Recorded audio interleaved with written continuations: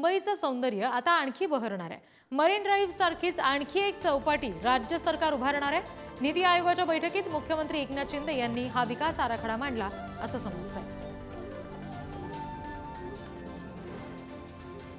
Marine drive हे अनेकांसाठी आकर्षण आहे, मुंबईकरांबरोबरच इतरही अनेकांसाठी आहे आणि आता हे सौंदर्य आणखी बहरणार असं समजतंय।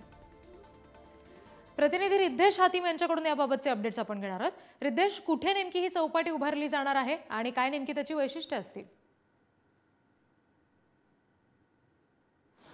नक्कीच आपण पाहिलं जे नुकताच नीति आयोगाची बैठक झाली दिल्लीमध्ये, त्यामध्ये एकनाथ शिंदे यांनी मुद्दा मांडला आहे की जी बीपीटीची 6 एकरची जागा आहे, बॉम्बे पोर्ट ट्रस्टची जी 6 एकरची जागा आहे, त्या 6 एकरच्या जागेवरती तिथे मरीन ड्राईव्ह सारखंच जी पर्यटक स्थळ आहे ती उभारण्यात येणार आहे। मी आता पाहिलं तर सध्या मरीन ड्राईव्ह परिसरात मुंबईतील एक सुप्रसिद्ध पर्यटक स्थळ आहे। दररोज इकडे हजारोच्या संख्येने जे मुंबईकर असतील, त्याचबरोबर मुंबईच्या बाहेरचे इतर राज्यातून ते देखील या पर्यटक स्थळावरती नक्कीच येतात आणि अशीच एक आता पर्यटक स्थळ आता मुंबईमध्ये अजून एक बांधण्यात येणार आहे। जो बीपीटीची जागा आहे, जी बॉम्बे ट्रस्टची जी 6 एकरची जागा आहे, तिकडे हे पर्यटक स्थळ कसं मोठं असं पर्यटक स्थळ आहे ते बांधण्यात येणार आहे। एखादं पाहिलं तर हे असं एक स्थळ बांधल्यानंतर जे मुंबईमध्ये जे पुन्हा ही जी चालना आहे ती वाढणार आहे। कारण पाहिलं मुंबईमध्ये अनेक पर्यटक स्थळ आहे, मात्र त्या पर्यटक स्थळ आणि त्यावरती येणारे जी लोकसंख्या आहे, जे नागरिक आहेत, जे प्रवासी आहेत त्या पर्यटक स्थळावर येतात, त्या गोष्टी लक्षात घेता आता पुन्हा मुंबईमध्ये असंच एक पर्यटक स्थळ लवकरच उभारण्यात येणार आहे। मात्र तर या